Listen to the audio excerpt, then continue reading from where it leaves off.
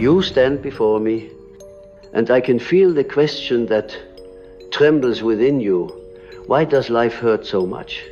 Why does the very place that burns and bleeds in you seem to define who you are? I want you to understand something profound, something that lives beneath the surface of ordinary thought. The wound you carry, the one you have spent years denying, numbing, or hiding, is not your enemy. It is not a curse. It is the very threshold through which your soul calls you to awaken.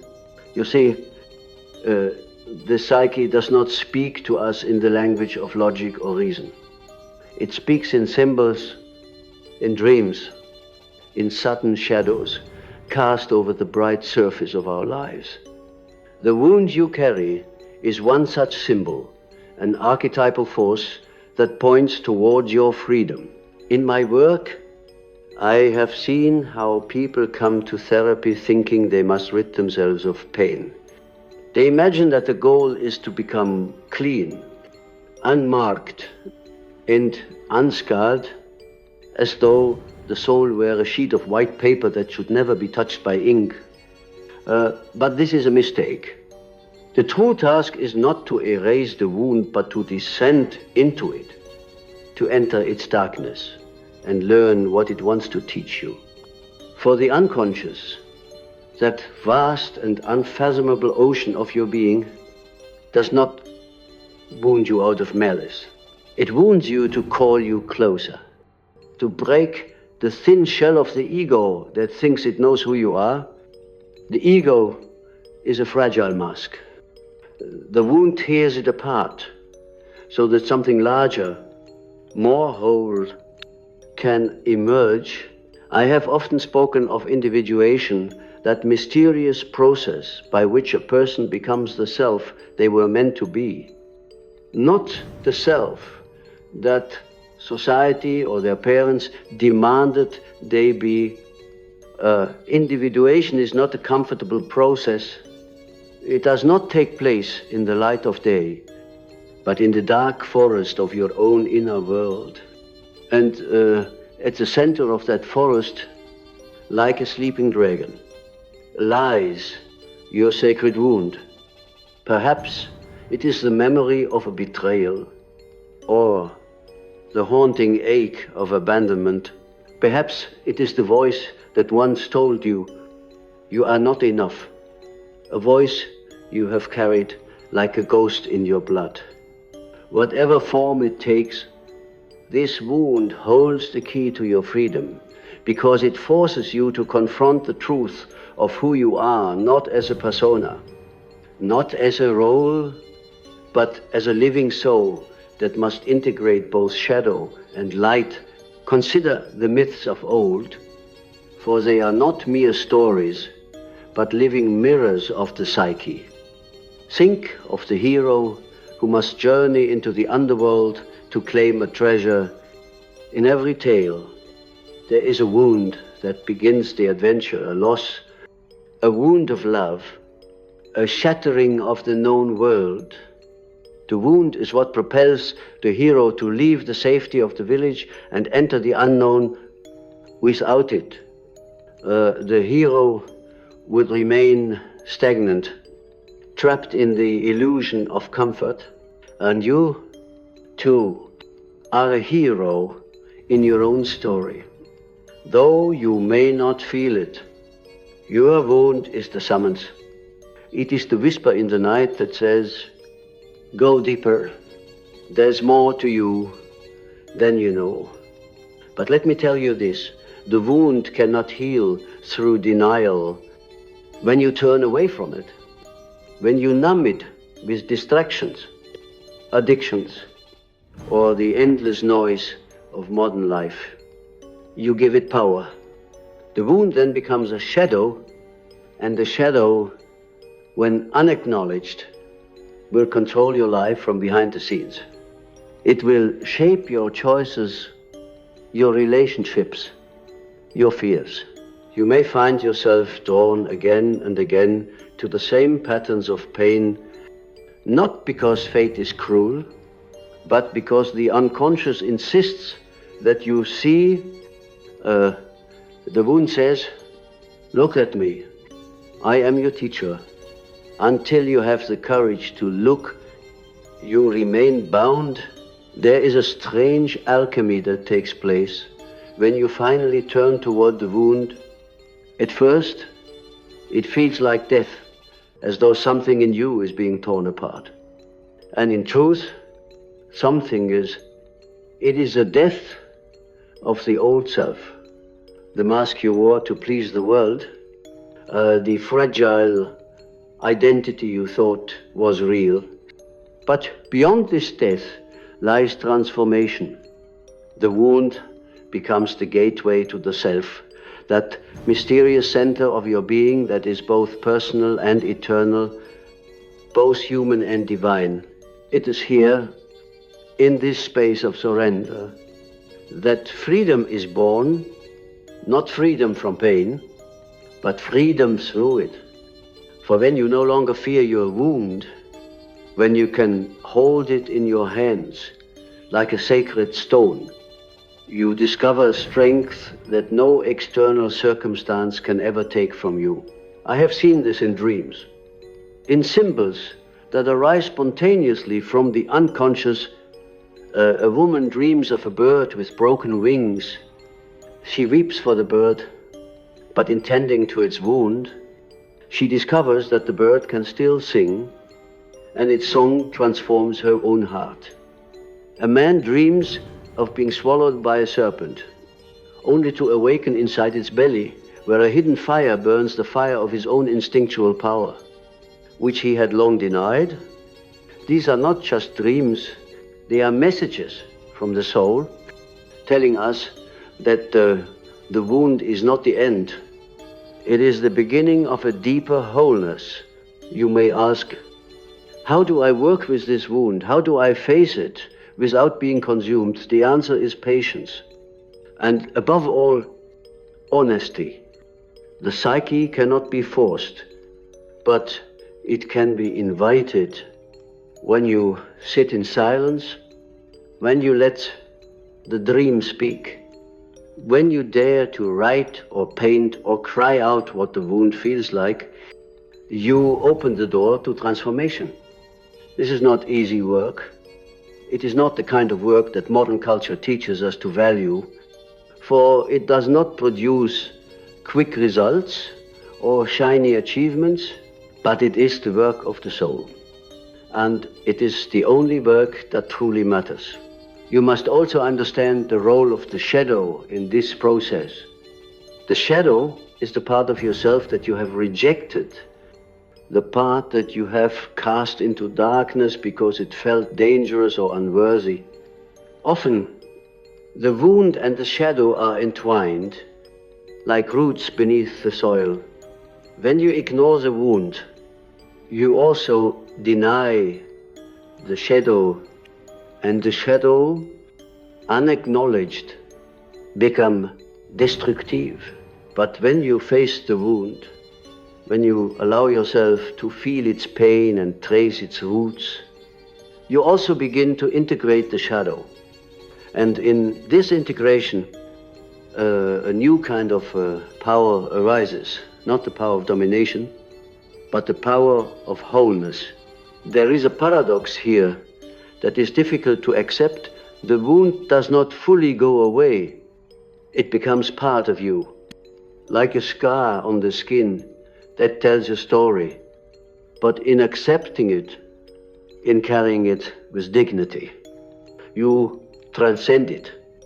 The wound becomes a source of compassion, for you begin to see that every human being carries their own hidden pain. You no longer judge as harshly.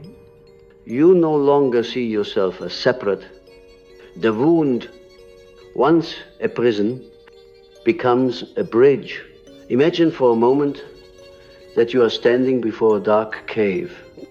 You are afraid to enter, for you know that pain and memories and old ghosts live inside. But if you take even one step forward, you will see that the cave is not as empty as you feared.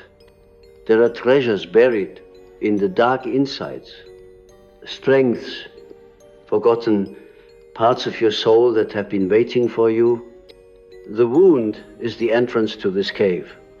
It is an invitation, and once you accept it, once you step inside, you begin to see that freedom was never about escaping pain, but about embracing the fullness of your being. You have been taught to fear the dark places within yourself, to treat them as enemies to be conquered. But let me tell you, what you call darkness is often only the part of you that has not yet been given a voice. Your sacred wound is wrapped in this darkness because it holds truths that the conscious mind does not wish to see. We are afraid of what we might become if we allow ourselves to look too closely at our suffering. But the paradox of transformation is that you must become intimate with your suffering in order to be free of its hold. You must look into the mirror of your own pain and see not just a wound, but the symbol of your own potential to become whole. Do you remember the ancient myths where the hero must fight the dragon to claim the treasure? The dragon is not an external creature, but a projection of the unconscious forces that guard your own soul's treasure. The treasure is your freedom, your authenticity, your power to live without fear of judgment or rejection. And yet, we run from the dragon, we hide from the fire it breathes. We try to build walls around ourselves so that the dragon will never find us, never burn us again. But the truth is that the dragon is not the enemy. It is the keeper of the path. Your wound is your dragon. And until you face it, you will always be haunted by the fire. You fear. The wound itself is not random. It is deeply tied to your personal myth, to the archetypal pattern your soul is living. For some, the wound comes in childhood, through neglect, or through the quiet violence of never being seen for who they truly are. For others, it arrive in the form of heartbreak, betrayal, or a sudden collapse of everything they thought was certain. No matter when it comes, it always has the same purpose: to dismantle the false structures of the ego so that the deeper self can emerge. Think of a seed buried in the earth. It must crack open for the new plant to grow. The cracking of the seed is painful, yet it is the only way life can continue. Your wound is this cracking. It feels like an ending, but it is the beginning of your true life. I have seen people who try to bypass this cracking, who try to stay intact by building harder shells around themselves. They become perfectionists, achievers, or pleasers, always chasing something external to avoid the tender pain inside. But what they don't realize is that the wound does not vanish simply because you ignore it. It waits. It grows in the shadows. And one day it will rise again, often, in a form you cannot control. A sudden depression, an unexpected rage, a haunting dream that wakes you at night with its strange symbols. These are not random disturbances. They are messages. They are your own unconscious, calling you to stop running, to turn around and look. The wound often speaks through the language of dreams, for dreams are the most direct path to the unconscious. I remember a dream a patient once shared with me. She saw herself walking through a ruined house, the walls cracked and the windows broken.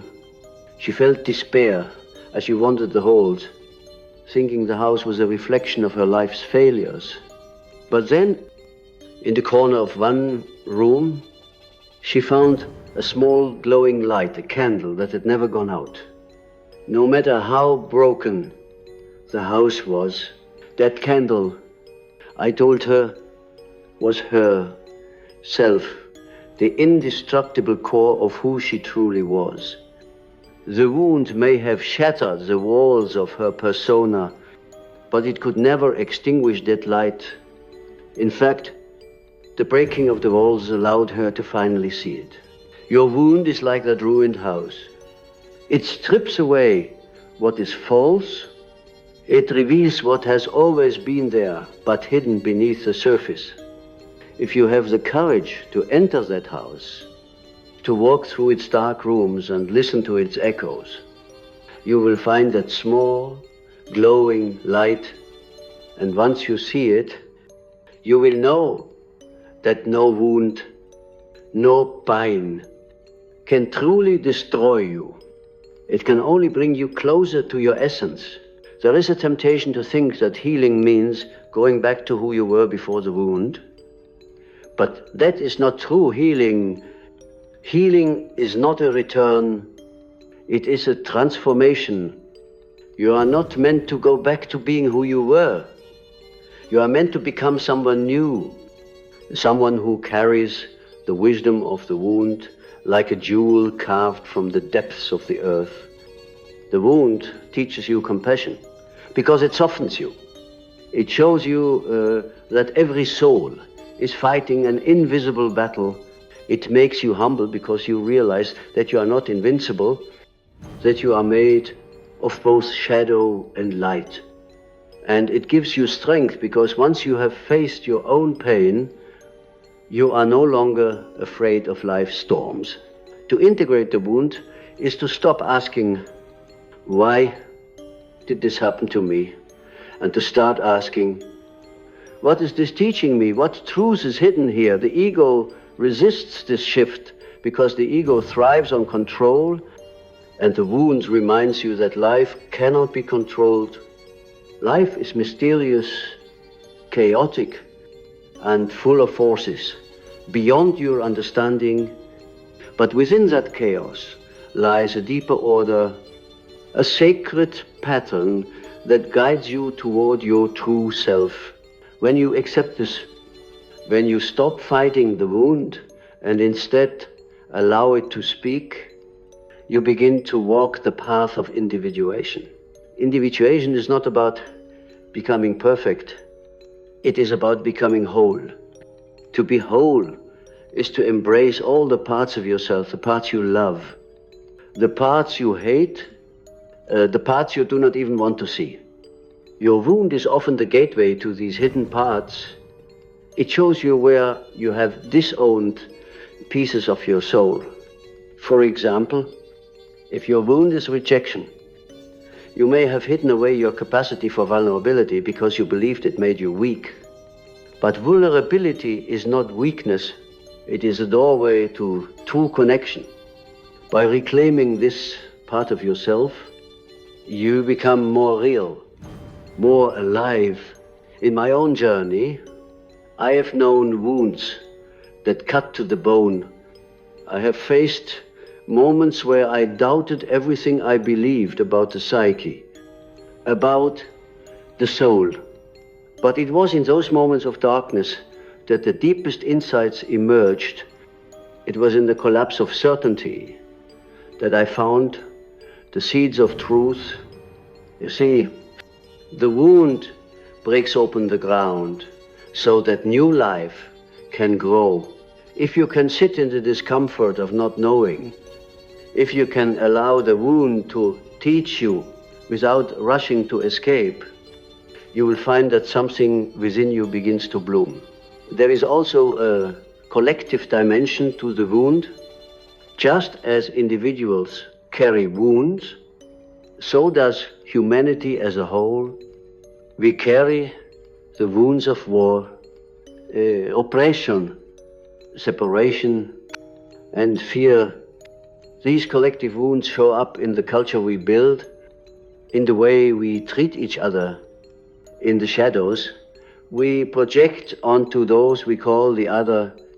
When you heal your own wound, you do not only heal yourself, you become part of the larger healing of humanity. Your personal work ripples outward, touching lives you may never even know.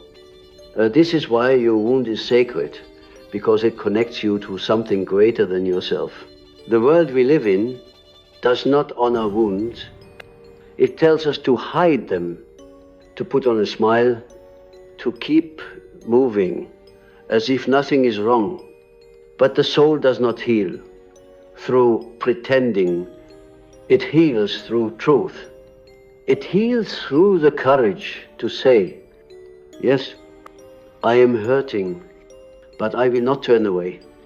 When you stand in that place of honesty, you invite grace into your life. Grace is not about being rescued from your pain. It is about discovering that within the pain there is a hidden strength, a deeper presence that has been with you all along. Think of the symbol of the phoenix, the mythical bird that burns in its own fire only to rise again from the ashes. The phoenix is an archetype of transformation. It teaches us that destruction is not the end, but the prelude to rebirth. Your sacred wound is your fire. It may feel as if it will consume you, but if you surrender to its heat, you will find that you rise again, renewed, stronger, more alive than before. You do not rise as the person you once were. You rise as someone who has touched the core of their being and returned with a wisdom that cannot be taught by any book or teacher in the quiet moments of your life. When you sit alone and feel the ache of your own heart, I invite you to ask not, when will this end, but what is this showing me? Listen deeply. The answer may not come in words. It may come as an image, a feeling, a sudden knowing that emerges from the depths of your soul. This is the language of the unconscious. It speaks softly, but it speaks truth. Your wound is its doorway. If you are willing to open that door, you will discover not just who you are, but why you are here. There is a silence that lives beneath the wound, a silence that is deeper than pain. If you can descend into that silence, if you can sit with it without running away, you will discover that it holds a strange kind of love, not the sentimental love that demands to be returned, but the love of life itself, raw and unfiltered. This is what the wound ultimately teaches, that your suffering is not separate from your wholeness, but a path into it. The soul does not seek a life free of wounds. It seeks a life that is awake, a life that has tasted the fullness of experience, both light and shadow, joy and grief, beauty and chaos. In many of the dreams and visions I have studied, the wound appears as a symbol of initiation. A man dreams of being pierced by an arrow, only to discover that the arrowhead contains a jewel that must be drawn out with great care. A woman dreams of falling into a dark lake, the water cold and heavy, but at the bottom of the lake she finds a mirror that shows her face illuminated with a golden light. These images reveal a truth that words often fail to capture, that the wound is both the injury and the key. The same force that breaks you open also plants within you the seed of transformation.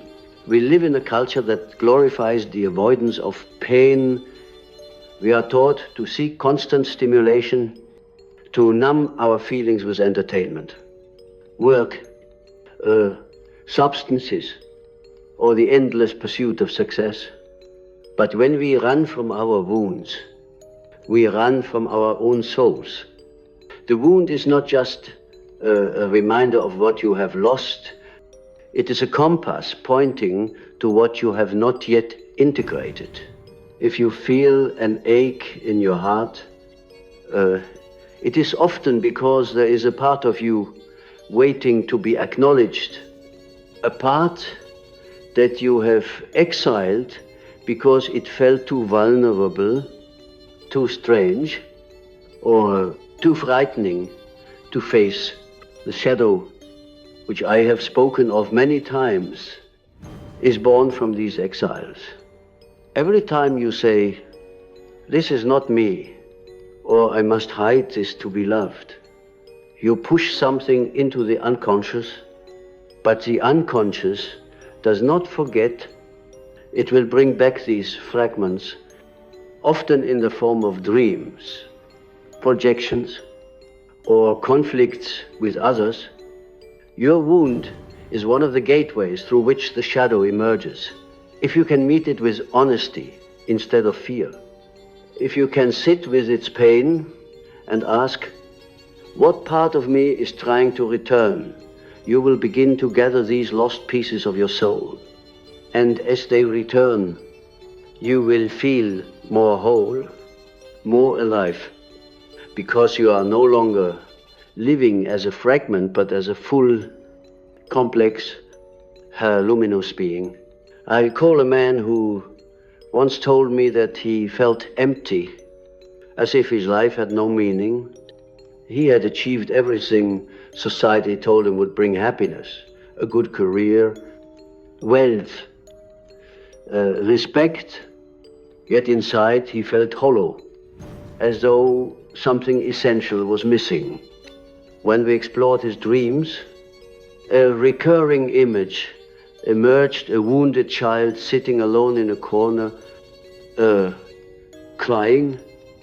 He had long ignored this child, believing that success would silence its cries. But success could not fill that emptiness. Only turning toward the wound could. When he finally allowed himself to feel the pain of his childhood, to grieve the love he never received, something miraculous happened. The emptiness transformed into a sense of connection, not just to himself, but to life itself. His wound became his teacher, showing him the depths of compassion and authenticity that no external achievement could give. This is the alchemy of the sacred wound. What was once your weakness becomes your strength. What was once your shame becomes your wisdom. But this alchemy cannot occur without fire. You must be willing to sit in the fire of your pain, to let it burn away the illusions you have built around yourself. It is not easy. It is not quick, but it is real. And in a world that constantly offers you quick fixes and shallow solutions, choosing the path of truth is itself an act of courage. The sacred wound also carries a spiritual dimension. It connects you to something greater than the personal self. When you suffer deeply, you begin to see that you are part of a larger story, a story that transcends your individual life. You realize that the wound you carry is not just your own, but part of the collective suffering of humanity. This realization can be overwhelming, but it can also be liberating. It reminds you that you are not alone, that every soul walking this earth carries its own invisible scar. In this shared vulnerability, there is a hidden unity. The wound breaks the illusion of separateness and opens the heart to empathy. If you have ever sat with someone in their pain, truly sat without trying to fix or change them, you know the sacredness of this presence. When two wounded souls meet in authenticity, there is a recognition, a quiet knowing that says, I see you, I see your pain, and in seeing you, I also see myself. This is the beginning of healing. Not the kind of healing that erases scars, but the healing that weaves them into the fabric of who you are, making your story not one of defeat, but of resilience and transformation. I often tell people that they must become the alchemists of their own psyche. Just as alchemists of old sought to turn lead into gold, you are called to transform your wound into a source of light. The process is not linear. It requires patience, trust, and a willingness to descend into the unknown. You may feel lost at times, as though the darkness is swallowing you. But remember this, the unconscious does not seek to destroy you. It seeks to make you whole. The darkness you fear is the womb of your rebirth. Imagine for a moment that your wound is a doorway. On one side is the life you have known, familiar, safe, but limited. On the other side is a vast, uncharted landscape filled with possibilities you cannot yet see. The doorway itself is narrow and painful to pass through. It demands that you let go of old identities, old defenses, old illusions.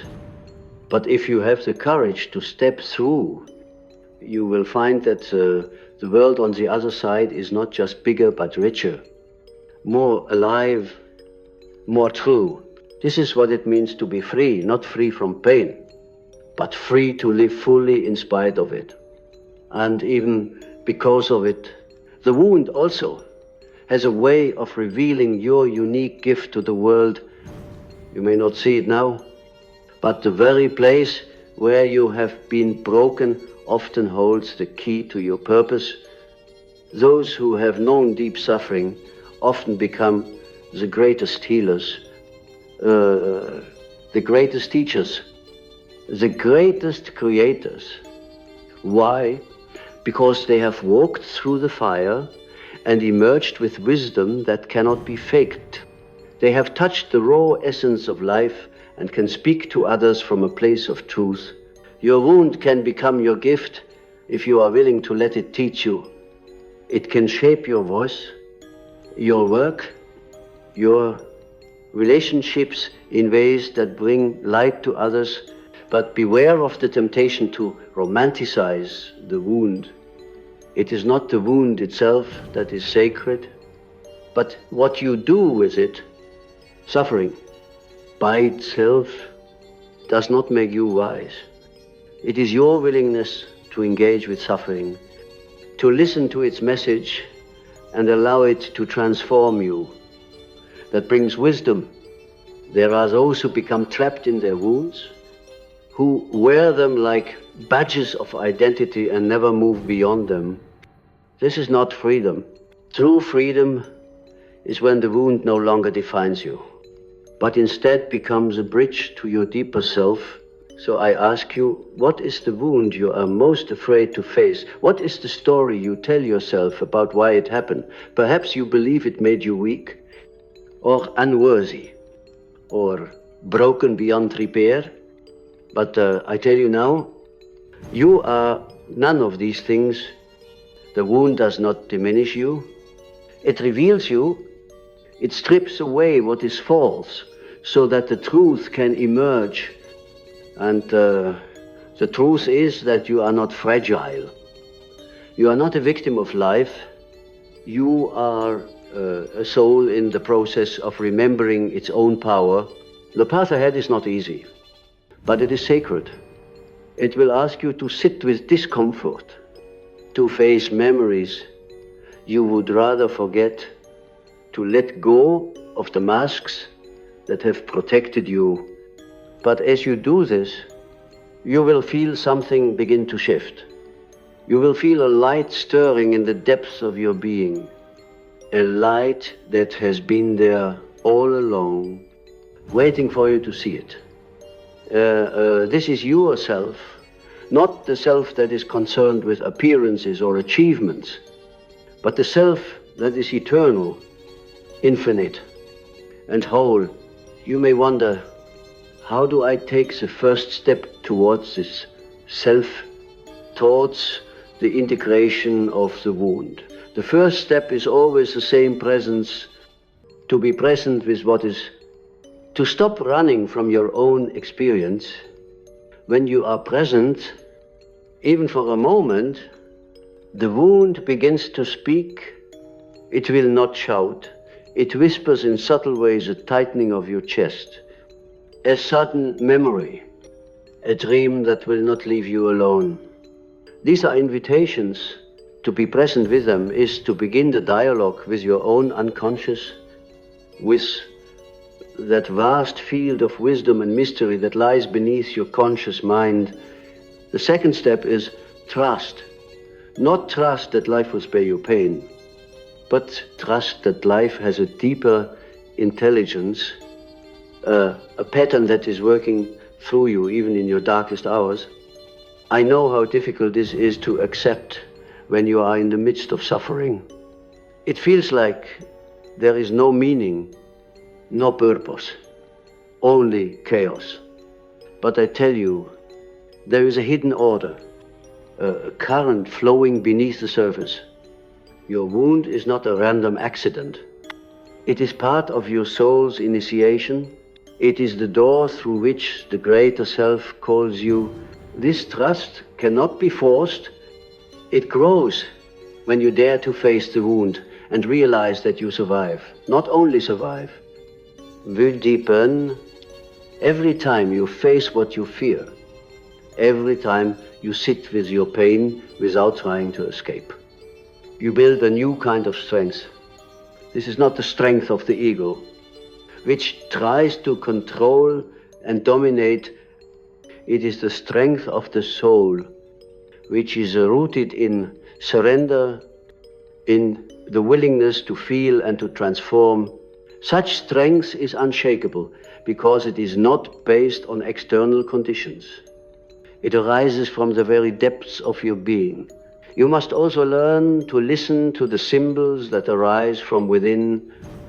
The unconscious speaks in symbols because they carry layers of meaning that logic alone cannot hold.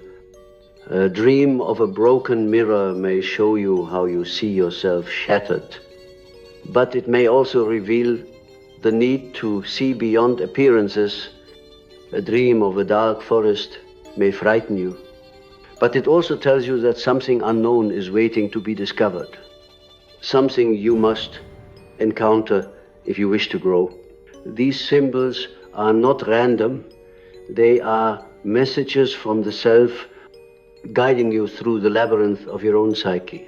There is no map for this journey, only the courage to keep walking. At times, it will feel as though you are lost in the wilderness of your own mind. The old certainties will crumble. You will not recognize the person you once were, and this will terrify you. But remember, the caterpillar must dissolve into formlessness before it becomes the butterfly. The wound is the cocoon, the place of dissolution. It is dark and confining, but within that darkness, new wings are forming. If you can endure the unknown, you will emerge transformed. There is a great secret that the wound holds, and it is this: the thing you most fear to face is often the very thing that will set you free. We think freedom is found in escaping pain, in running toward pleasure and avoiding suffering. But true freedom is born when you realize that you are larger than both pleasure and pain. You are the one who holds them, who witnesses them, who is not destroyed by them. When you enter the wound with this awareness, when you let it open you instead of close you, you become fast. You become like the sky that holds both the storm and the sunlight. I have seen people rise from the ashes of their own suffering with a radiance that is unmistakable. They no longer live to please others or to meet society's shallow expectations. They live from a deeper center, a center that is not afraid of being misunderstood, rejected, or alone. They have touched their own sacredness. And once you touch this, nothing in the external world can truly harm you. This is why the wound is the key to freedom, because it takes you beyond the false self, beyond the fragile constructs of ego, and into the timeless realm of the self. Do not rush this process. Healing is not a race. It is more like the turning of the seasons, slow, natural, guided by forces you cannot fully control. There will be times when you feel as though nothing is changing, when the pain still lingers and you wonder if you will ever be free. But beneath the surface, the soul is working, the unconscious is rearranging, integrating, weaving together the fragments you have long disowned. One day, perhaps when you least expect it, you will feel a shift. You will realize that the wound no longer defines you. It is still there, but it no longer rules you. It has become part of your story, not the whole story. When this moment comes, you will look back and see that the wound was not a punishment, but a path. You will see how it shaped your compassion, how it carved out a space within you to hold the pain of others. You will see how it taught you to value what is real, not the surface illusions, but the depth of connection, the beauty of authenticity, the power of truth, and you will be grateful even for the suffering, because it led you here to this place of wholeness. I want you to imagine now that you are holding your wound in your hands, as though it were a small trembling bird. Can you hold it gently, without judgment? Can you see that it is not your enemy but your guide? This is the invitation of life, not to run from your wounds, but to hold them with love, to listen to what they are saying. For within their fragile beating wings lies a map to your freedom. Your sacred wound will remain with you, but it will no longer be a source of fear. It will be a reminder of your strengths, of your capacity to transform. When you meet others who are wounded, you will see them with new eyes. You will not try to fix them or save them, for you will understand that their wound, too, is their teacher. You will simply sit with them, offering the presence that you once learned to offer yourself. And in this presence, healing will happen not through force, but through the quiet recognition that we are all walking this path together. The time will come when you will no longer ask, why was I wounded? But instead, what has my wound awakened in me? And the answer will be this: it has awakened your soul. It has taught you that freedom is not the absence of suffering, but the presence of meaning. It has shown you that the most powerful force in this world is not control, but surrender, not the hard armor of the ego, but the soft resilience of the heart. So let us honor the wound, not as a curse, but as a sacred companion. Let us see that every scar we carry is a story of survival, of transformation, of becoming. And let us remember that in the deepest places of our pain lies the very doorway to our freedom.